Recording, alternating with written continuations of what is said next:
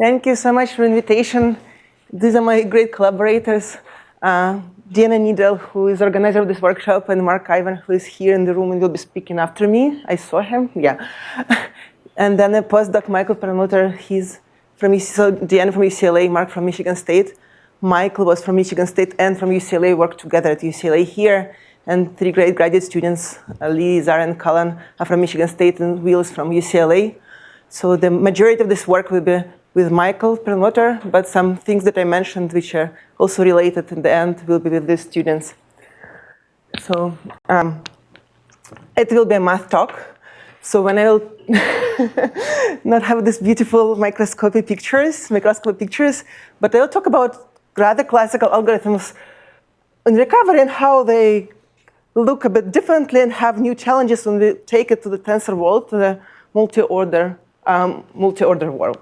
So in the beginning, I'll just talk about some very classical algorithms before I even touch tensors. So it will be pretty much familiar to some of you, but I still want to start with something very basic, right? So if you want to do a sparse recovery, we have a vector, no tensors yet, right? And it's sparse, and they have less measurements, which are computed as multiplication by a linear operator, so multiplication by a matrix. We have less measurements than elements in the vector. We can have a hope to recover it if we have some additional structure in the vector, for example, sparsity. And we saw it in this workshop already. And I think majority of the approaches we saw were optimization-based. We write this constraint, well, that we want sparsity, for example. We can write it as a regularizer edit, or we can write it as a constraint. We can relax it so it's not so it's a one norm or something that we can solve, and we solve it with some optimizer. This is not what I'm going to talk about. I'm going to talk about iterative methods, which can be used instead of that, or like as an alternative thing. You could use iterative methods to recover the vector. There is a line of these methods. I'll mostly focus on iterative hard thresholding as the easiest and to formulate and to write. I'll remind what's that, and I'll explain what this means. It's just one from the line, right? There are hard thresholding pursuit, cosump, orthogonal matching pursuit, and others. But they kind of do the following. They iterate. They try to find a solution. They use some sort of iterative procedure, gradient descent-like or something, that tries to find a vector in the first line so it doesn't do anything with sparsity. And then it realizes, OK, I need to use the structure, otherwise I won't succeed. So they do some sort of thresholding, so that imposes sparsity. And they do it in an alternating manner. Right? So for example, iterative hard thresholding does it in a especially simple way. It literally zeroes out all elements except from the top S. And just for an example, one step more, hard thresholding pursuit will do something a bit smarter. It still takes the same subspace by taking the largest coordinates, but it not just zeroes out everything else, but tries to find the best fit, the closest vector in that subspace. So just not just zeroes out, but in that subspace finds the closest one. I mentioned this because we could do more intelligent things than just threshold. It will give us add some more complexity to the algorithm. It will give us sometimes better convergence guarantees and so on. But to study the dynamic, we can look at the simpler case. Okay? So I won't really dig into different ways to do thresholding. I want to explain the first line, why is this helpful? Because it leads us to a mathematical property, which will be the key, to what we want to have for the measurements to work, right? Because all this question here is, how few measurements are enough, right? So we want to have guarantees when this will work in terms of how small m will be and what can be this measurement matrix G. Right, so does this step, this is just the first step, brings us closer to the solution, right? Let's just regroup it, rewrite it, and see that we could have this basically. So if our matrix G is so that G transpose G in the complex word G, if it's close to the identity, so then this is almost 0, very roughly, right? Then xk is close to G star y, and then y is gx by definition. And then this is close to identity again. So overall, xk tilde is close to the solution. This is very rough. But the point is that it could work if the matrix G is created so that it's almost isometry. It's close to the isometry. So G transpose G is close to the identity. Or in other words, it's almost preserved distances. And this is a RAP property. Right? So this is what kind of matrices we can take to do that. So the matrix will have this RAP property if it delta preserves distances for all R sparse vectors, because this is an iteration. So we need this property to hold for all R sparse vectors, which could change with iteration. And sparsity is imposed by the second step. So we can assume that everything in iteration is R sparse. But we do need that for all these vectors, because we don't know where our iteration brings us. We need to have this. And one of the ways to quantify it is by saying that it almost preserves distances. That's a restricted isometry property for the matrix G. And it is proven, it's known that iterative hard thresholding will work if this property holds. I wanted to talk here about the sister property, which has almost same form, right? But it would have it for a finite set instead of the all R sparse vectors. It's like a very famous property in disguise. Maybe some of you can recognize it. It's just a Johnson-Lindner-Strauss property, right? So it's a sister to Johnson-Lindner-Strauss property, which is that you can take a set of points in the high-dimensional space, project it into a very low-dimensional space with some map preserving distances. So there is similarity. So this is a famous Johnson-Lindner-Strauss lemma saying that you can reduce the space logarithmically to the number of points that you had before, preserving distances. And what's important here is that it's not just one matrix which works. This is what makes this Johnson-Lindner-Strauss property so effective, that you can take many matrices coming from various models. Two things. One thing is the difference with what we had before for RAP. Here we have finite set, and for any finite set, for some finite set, we want to have this preservation of distances. But you can have any points in this finite set. There we had R sparse points, so we had structure, but we had it uniformly over all the sets. There are two different properties which are actually mathematically very close to each other, and they can be used to prove, like to go from one to the other. And in particular, they share typical models for matrices that will work. So many random matrices will work, and typically the easier constructions to make it work would be random. What's important about both of them, and easier to see in Johnson-Lindner-Strauss embeddings, is that these projections are data oblivious. So what we do, we compress the data set to have something smaller, but the compression matrix doesn't learn from data. And that's a very important distinction, which will matter for me in the tensor world as well.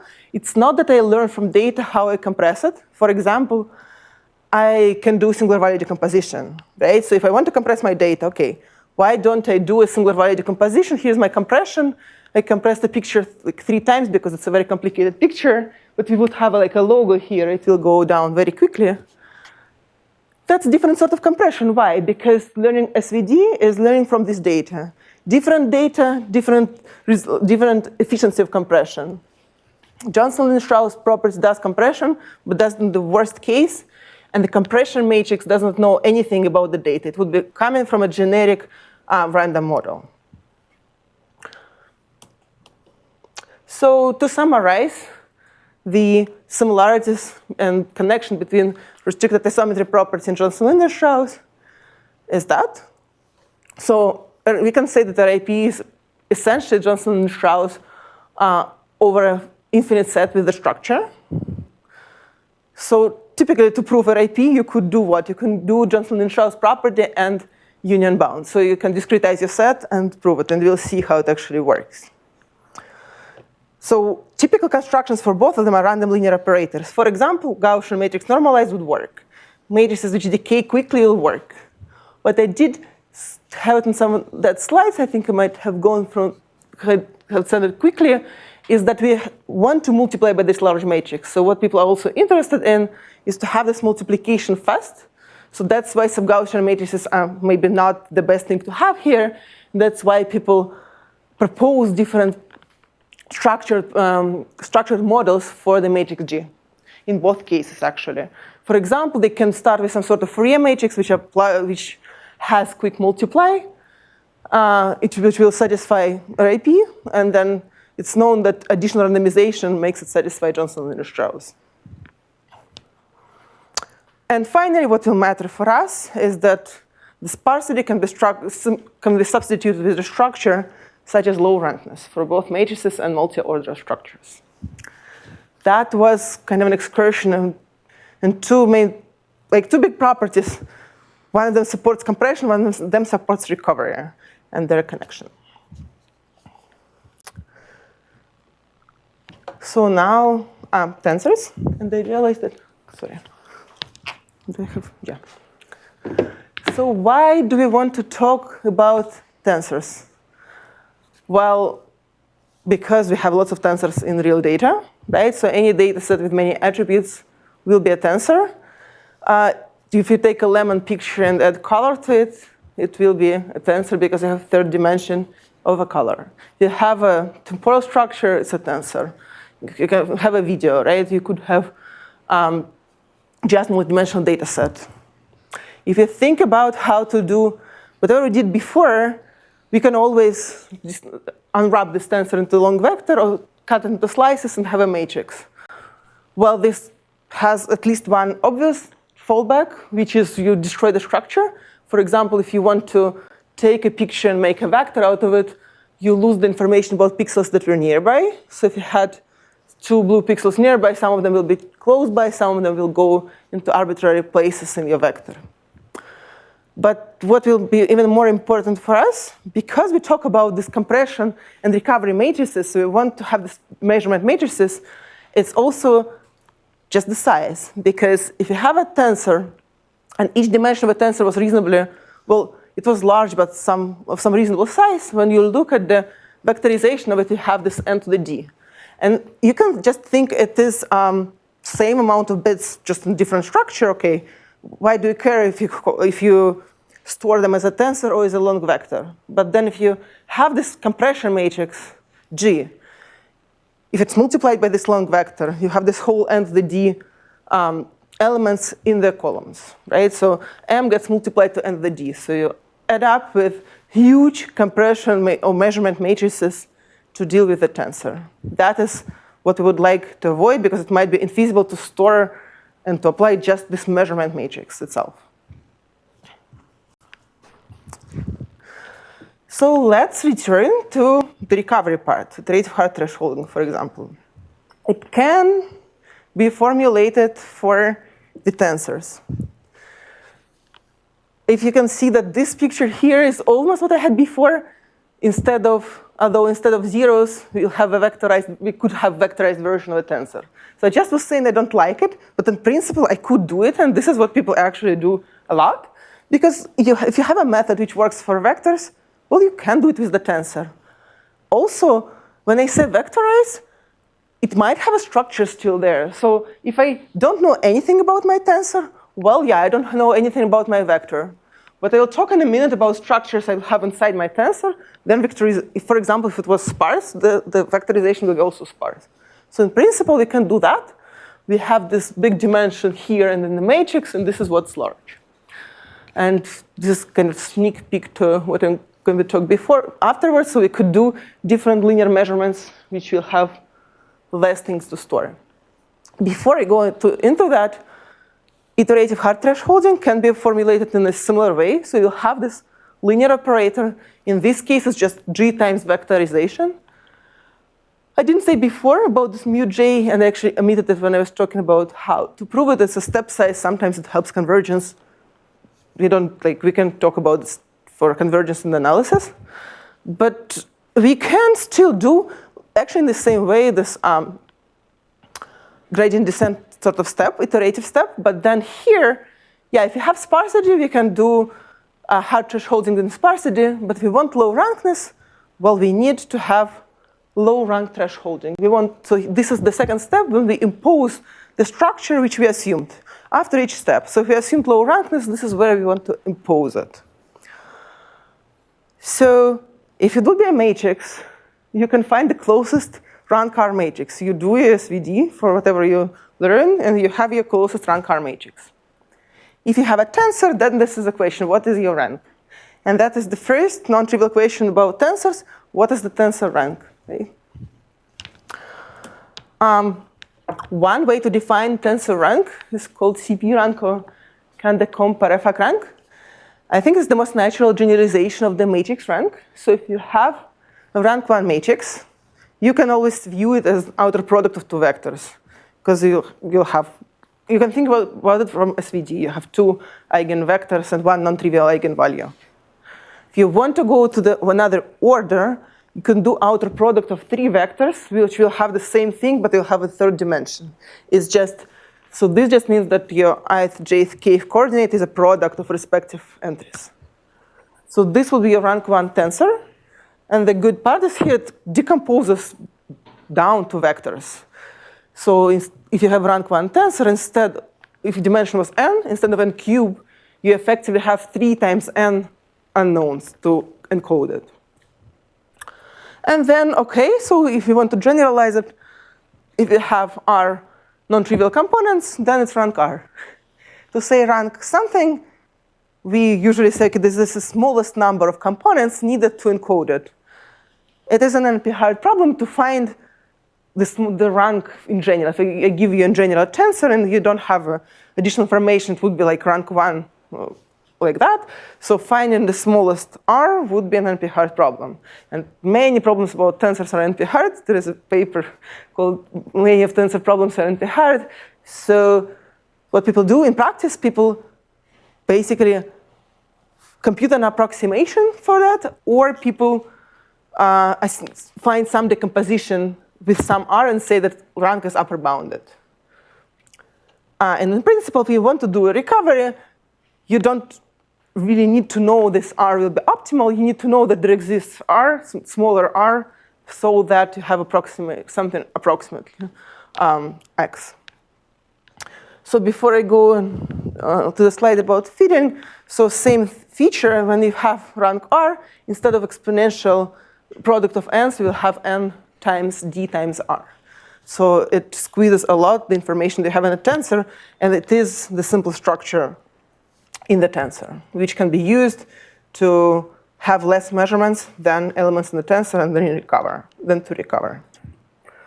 This is, I'll return to it later. So this is just review that it is NP-hard to find the CP rank, so people actually tend to solve the optimization problem finding the closest tensor with a certain amount of components and actually solving for it and finding the components. People literally do that instead of, in absence of a direct algorithm, to find the approximation or a certain rank. Okay.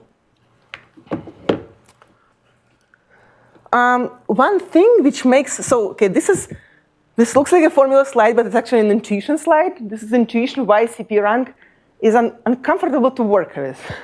And it's challenging, and that's why it's being substituted with other ranks I'll mention later on. So this is a computation of, so when you have a tensor fitting, it is this Frobenius norm. Frobenius norm is easiest you can have, because to compute this norm, or like difference between two tensors, the easiest thing you can compute is to compute pointwise differences, square them, and sum them up. Just disregard the structure and compute the error this way. That's a Frobenius norm. And now if you have a CP decomposition in terms of vectors, right? You wanted to decompose your tensor X into vectors. You hope that because then you can normalize your vectors and have your coefficients to carry the norms. It will be like in singular value decomposition. You would hope that some of eigenvalues will give you an information about the norm. But that's not true because, well, scalar products between the components are non-trivial. And you cannot assume that your components are orthogonal like you have in SVD. Why you cannot assume that? Well, you could orthogonalize. You can do Gram-Schmidt procedure. But because of the Kronecker structure, you'll have more and more components. So that's a trade-off. If you do want your components for the tensors to be orthogonal to each other, it would be nice because this way you'll compare the coefficient vector with the Frobenius norm well. So this will be small. This will be small if the components are almost orthogonal or clearly orthogonal. But then if you orthogonalize, you blow up the rank a lot, and you can compute it. It will be exponentially in the mode. So have to power the d if you unwrap them all. So you don't want that.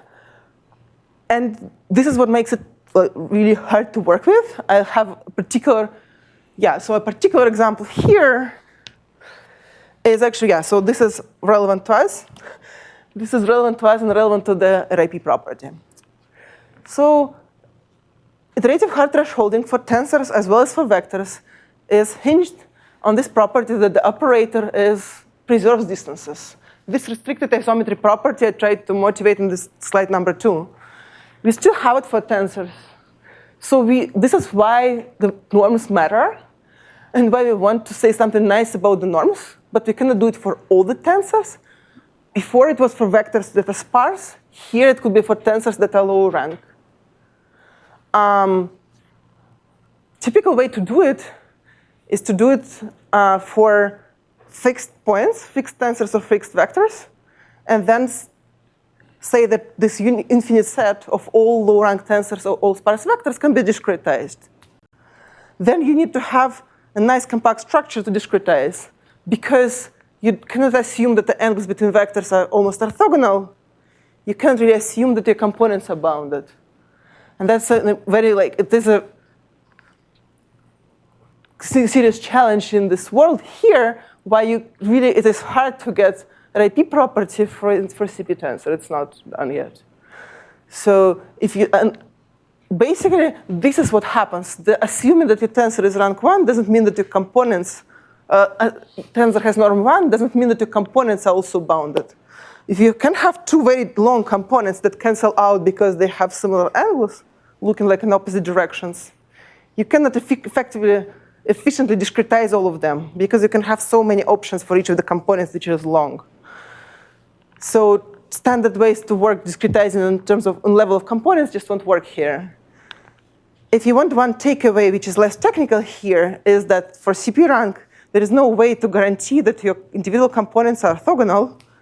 That makes complexity estimates much harder. That's why people opt for other decompositions which are able to preserve orthogonality. Right? So that's why people not always work with CP rank. Maybe not only this reason, but this is one of the reasons why people sometimes cannot work with CP rank. And this is the slide you have seen before. So I will explain very soon what rank we'll have to actually have this RIP property. I think it's not right here.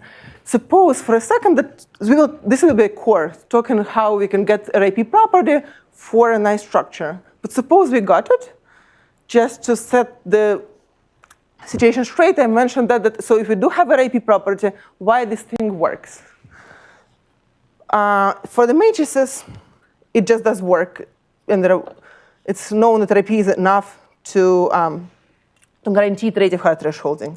For tensors, because we discussed rank, I want to talk about it right here. This is a low-rank approximation for a tensor. And I just said that it's going to be hard to find it. So this is at least another caveat to prove the result for iterative hard thresholding. So we need to do several more complicated things in the tensor world to prove the convergence here. But it's possible to approximate low-rank tensor fitting. So here it will be approximation instead of true thresholding. But so this is possible. There is actually, so at least in the vectorized world, this is the scary-looking theorem, which essentially says that if you have tensor RIP property, which is here, we can almost get convergence, which is linear convergence. So the distance to the true tensor shrinks as something which is less than 1 goes to the power of iteration. So it will shrink compared to the distance from the first iteration to the true solution. The noise won't matter that much. And there's just this line, which is some condition about trajectories. I'm putting this in the slide because iterative hard thresholding for tensors is also has an open part, which is not only what I talk about, but also this condition about the trajectories. So it is a condition which is hard to check, which is conditional for this result here and for our result as well. So overall, the iterative hard thresholding for matrices is done. Iterative hard thresholding for tensors has two things which it hinges on. One, RIP property, which we can do and which I will be talking in a moment, how we can do that. And this condition, which is hard, and which is still open. If I want to get this RIP property, which I have in the bottom, and I hope to have more control, I really want some orthogonality. There are several popular tensor ranks, but two most popular would be the CP and this higher order SVD or Tucker decomposition. So what differs here is that components now can be orthogonal, but we have a trade-off. And trade-off is that we don't decompose down to the vectors. We actually still have a tensor core inside. So formally, it is written this way. We can see that we do have decomposition into vectors, but we have a smaller tensor inside. So the rank would be the size of the smaller core tensor. In particular, if you want to compute the number of elements you need to encode, that one, it will be r to the d from here plus the same as we had before from the components. It is a very, so in tensor world, this is a always present question, which rank to use. And there are more. There are ranks like there is tensor train, there is tensor ring. There are different decompositions which have like sequences of smaller tensors that you can combine together to get your tensor. Right? CP rank has a clear advantage. It does not have any tensor in the decomposition. It goes down to vectors which we understand. However, this VD also have advantage, and not only technical, which is that these matrices are orthogonal, but it does mean that basically so there are interactions between all the modes of the tensor. So if you have a small core tensor, you have non-trivial interactions everywhere. So in some applications, you could have it meaningful that you have a smaller tensor because every place can interact with every place, basically. So it is motivated this way as well, but it's easier to work with mostly because of the orthogonality. So what tensor maps will satisfy this tensor assembly property? So there are different ways to do it. One way is the naive way, which I was saying before. One way is to vectorize your tensor, multiply it by a big Gaussian matrix or some other matrix, and say if it will satisfy a RAP property. And yes, it will. And it was known, and we can go and make a dimension of m, not n to the d, but rather n times d. So it's pretty good. And the main objection here is, well, that the measurement matrix itself has n to the d components in the size of it. Well, another another thing, it is not done for CP rank, only for HOSVD rank. OK, so let's return. I think I didn't put it here. Let's return to this picture right here. This operation is called tensor matrix mode-wise product. I don't have it definition because it will look extremely technical if I put it on the slide, because it's literally matrix multiplication. So I think it's really clear in the picture. So this is what we will do. We'll take, so if we want to multiply the first mode, so for example, vertical mode, the green one, we take each slice and multiply by a matrix, right? So if you do this multiplication, so 4 by 3 matrix by 3 by 2, we'll have a 2. That's why the dimension comes to 2. We do it across each direction, we'll have, so 4 times 3 times 2 tensor here. And if it does look a bit complicated in the tensor world, so the smallest non-trivial tensor is the matrix. To do mode-wise matrix multiplication with the matrix means multiplying by A1 on the right and by A2 transpose on the left. So it's like you multiply from both sides, and one side you transpose. This way you can shrink each dimension. So if you have n times n matrix, you can shrink each of n's into m's. If you have a third one, you can have a third one. That's a mode-wise product. This is the mode-wise measurements we can we propose here. And the question is whether trip can be satisfied with these measurements.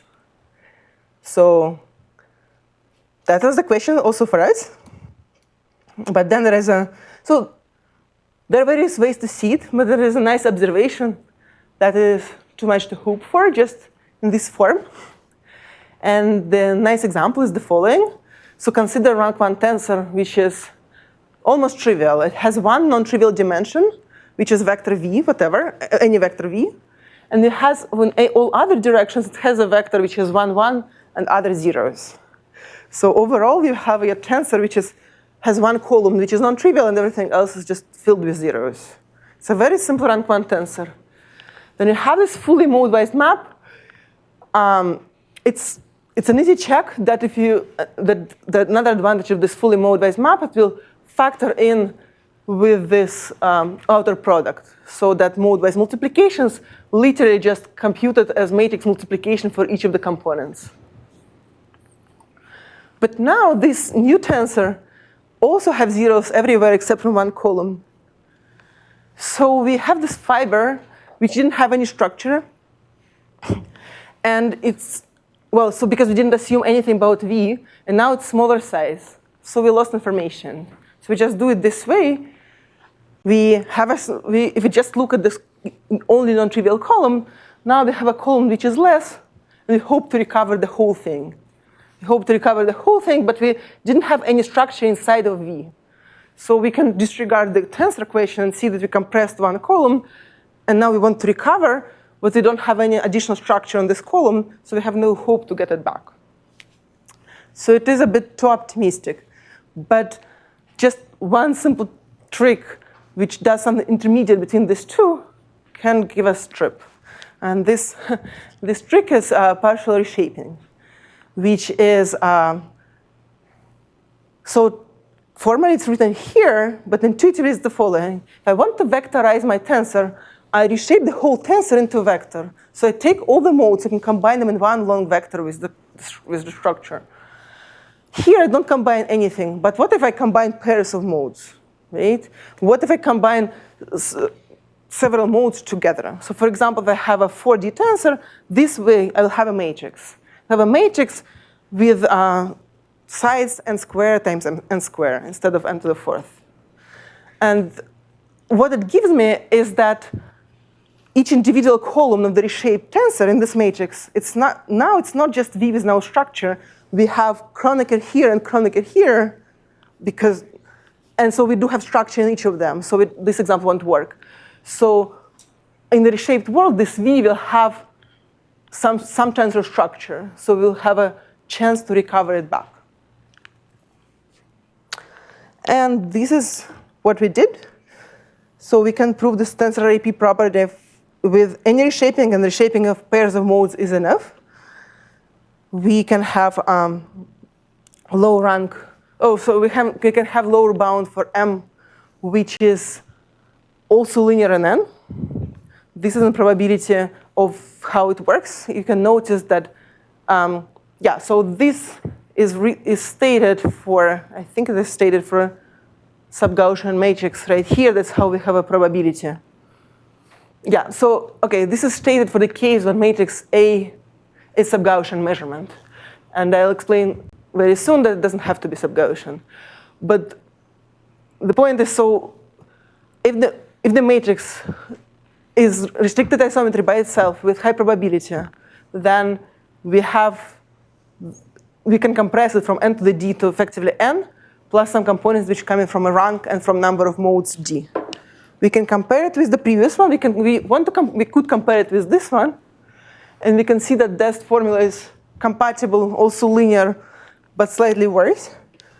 But it's not compatible in the sense of memory, because now the measurements are almost mode-wise. They don't have this whole thing of whole matrix of independent entries. So this is the first result. I wanted to have a discussion here. Yeah. So discussion is the following.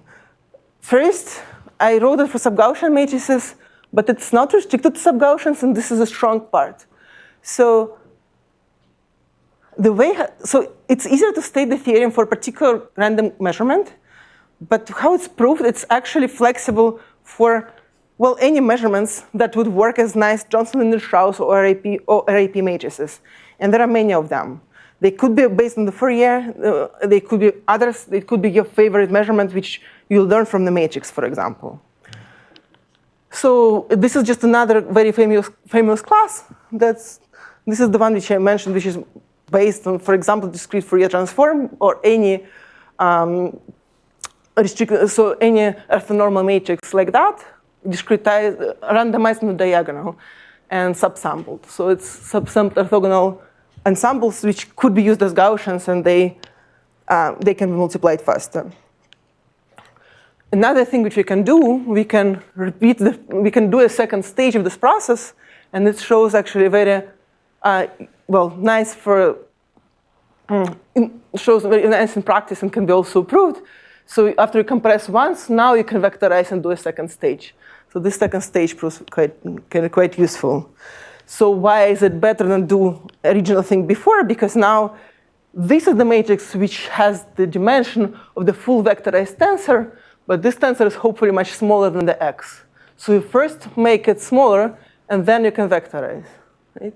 So if we apply the whole matrix like here, it has more randomness than collectively matrices A1, A2, and A3, because they're smaller and they just correspond to the modes. So after compression, we could enjoy more randomness for the tensor here. We can compress it again in the second stage and gives us additional advantage. I didn't mean to look at the particular numbers, but this is the slide about how you can combine all of them. You could have two-stage Gaussian measurements. You could have one or two-stage Fourier measurements, and we get similar linear and n bounds on M with different sorts of logs and different sorts of trade-offs. In practice, we care about a couple of things. So the main thing which we care about is actually in the next slide. The main thing we care about is the memory. And memory comparison is the cleanest to see. So if you want to just vectorize and hit, if you have a 40 by 40 by 40 by 40 tensor, you will have 100 gigabytes just to store a compression matrix. If we reshape it into a matrix which is 40 square by 40 square and compress it, and even do a second stage which increases memory, we'll have 2 gigabytes. So it's incompatible amount of storage in the matrix we use for compression. Then the question is whether it works as well as before, because you can have less storage, but then don't do your job well. So it does job well.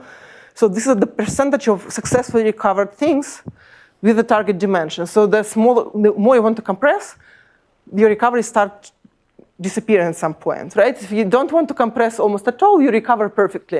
If you want to compress drastically towards the left end, you stop being able to compress. This is the percentage of recovered runs. So you're interested by how low you can go, so you still recover. And then, so the higher the line is, the better, because the more you can recover. Red one is what we compare with this vectorized. So it's one of the lower lines. And these three differ in what was the intermediate dimension if you will have a two-stage process. So it does depend on two-stage process, but in general, this mode-wise measurements recover as well as vectorized measurements, which is a good thing. It means that in this regime, we could recover as well, right? And also shows that there is a tricky part how to choose intermediate dimension, but it is relatively, it is relatively robust to that, so we could choose different things. So even practically, so we can see this intermediate dimension, the convergence guarantees, but we can also see that in practice, they can be, so you can pick different ones and they will still work. So note that this is actually better than what we can prove, because in the smallest dimension, the estimate for M in the theorem, we had the estimate for mode-wise measurements slightly worse than the one for vectorized. But here we see that in practice, they're not worse, they're even better. And another question to ask here, okay, we can compress as effectively. Our measuring matrices are lighter, but do we wait forever, right? So it probably doesn't require to wait forever. And well, it does not require to wait forever. It does incur additional computational time because number of iterations for convergence is a bit more for different intermediate dimensions. So vectorized tend to have less iteration. So it's a bit harder to compare because iterations are also not exactly equivalent. So this is to show that there is a balance between intermediate dimension, time, and recovery. But they are, the conclusion that they're compatible in time and in recovery rate, and they're so much lighter in terms of memory. So we can afford them when we cannot afford vectorized compression from vectorized measurements. In particular, in that paper, we have experiments with like tensor 100 by 100 by 100 and so on, when we cannot even construct this compression matrix without mode-wise procedure. I think that, yeah, okay. So the next couple slides are high-level ideas of the proof, but I think I just say about them rather than showing the formulas. 10 minutes, okay, good. So the way to have this proof is somewhat classical, and that's why I already mentioned this sort of getting such estimates already twice, because I wanted you to see it again and again you have sort of the same thing, but technicalities are heavier because it's tensors. So I don't want you to lose in technicalities. It's still, main proof idea is still the same. You want restricted isometry property. So you want preservation of distances in the infinite set, which you cannot capture by individual concentration estimate. You still want point-wise concentration estimate, saying that if you take one point and you hit this by this matrix with high probability, you preserve the distance. But plus, you want to discretize the space you think about and say that you can take a union bound over not so many points. That's general way to prove all of them. So point-wise concentrations are based on Gaussian chaos and special estimates for sets of matrices. Happy to talk more about it, not on the talk. Connection between dimension, resulting dimension, and the covering number.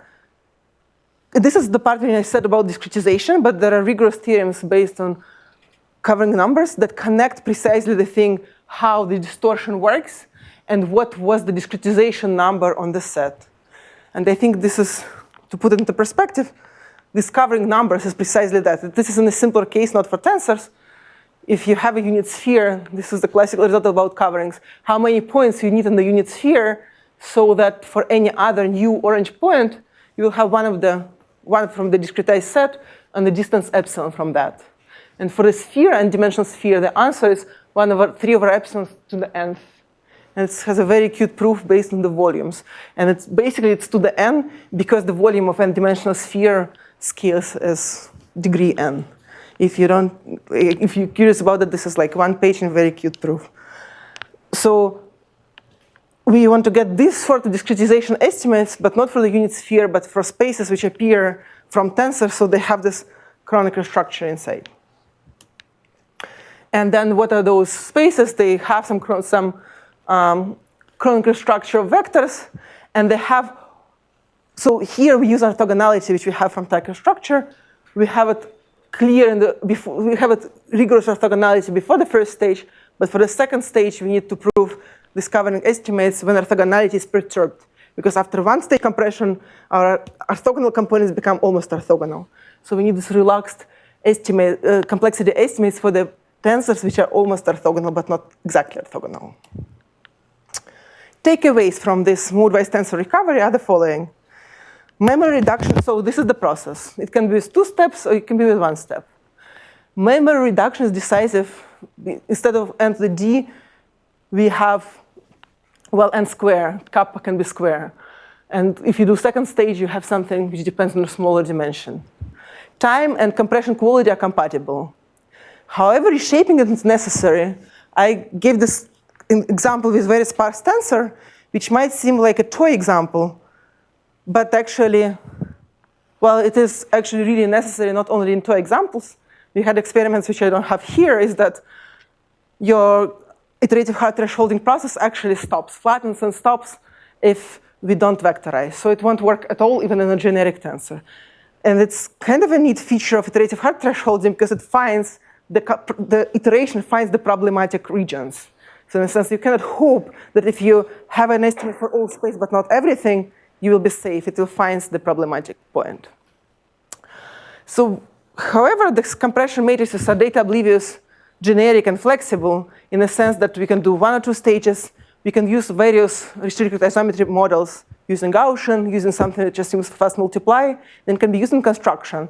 And in our theorems, you don't need to reprove the theorem. We have a generic theorem where you can plug in your favorite restricted isometry property matrix, and it will work for that.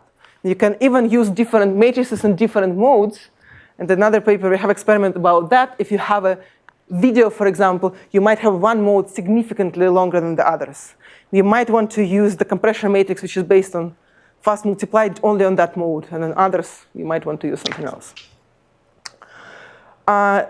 Yes, so theoretical guarantees are rigorous and show the advantage, but they show it less than we actually have it. And there is a room for improvement. I'm happy to talk about that. There are particular places, like in concentration inequalities, when we do I think we do a suboptimal thing still, so there are mathematical challenges inside this problem. And there are related questions for the last 4 minutes. 2 related questions. So it was all hinged on this measurement model, right? This one. One shot, purely mode-wise, we do this. OK, we can do something else later on. But here, for the big tensor, we do a very particular thing. Yes, it's memory efficient, but 2 questions. First, is it like special model for this task, or is it can be useful for more generic tasks? And preferably for the tasks when we'll work without reshaping. And the second question, can we do tensor recovery with some other measurements, not these particular measurements, so that hopefully we don't need to reshape? I keep talking about reshaping because I can give you one example which you will say immediately, it's not good without reshaping. So if you have 3D tensor, you can't do that for 3D tensor. So your regular, if you don't have 4 modes, this thing won't work because you really need to have a canonical structure in every mode. So you need at least 4 modes for this procedure to work. That is, I think, the main point for improvement. So answer is yes for both questions. So for the first question, I have like 4 slides about it and can talk about it later on. But in short, tensor fitting problem, which I mentioned before, finding the best tensor with R components approximating the given tensor, can be compressed and solved later with this measurement model. So we can use it to compress the tensor, learn the low-rank approximation on that, find the coefficients, and use them back. It is very important because fitting problem is solved in iterative ways. So lots of least square problems are solved inside. So if it's big, it's very slow, so we can compress and solve smaller ones. The reason, so in here it will work without reshaping. The reason is that secretly it relies on more something like Johnson-Lindner-Strauss property rather than RIP. So it doesn't have infinite space. For the theorem, it works without reshaping this mode-wise measurements in the previous paper with Elizaveta. So it does work for Gaussian. It does work for special Fourier measurements. We can do tensor fitting problem with this sort of measurements, do it quicker. We don't need to reshape.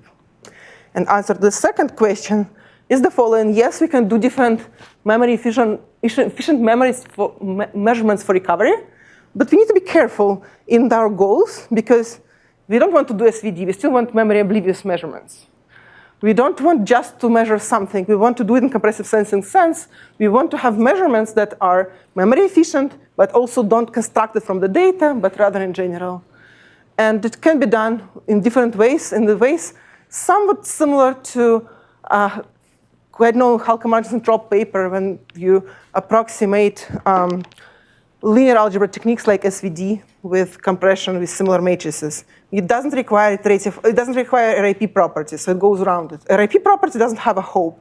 There are other direct recovery structures which do not require RIP, and they can be done without reshaping. For example, for 3D tensors, we will need that. This is a paper in making, so it's not an archive yet. I hope it will be an archive. No, it's not an archive yet. I was mostly talking about this. This is about recovery and with reshaping. This is what I mentioned in the last 2 minutes about tensor fitting. Both are with these measurements which I presented. And this is new different measurements, paper which we hope to get out soon. Thank you for your attention.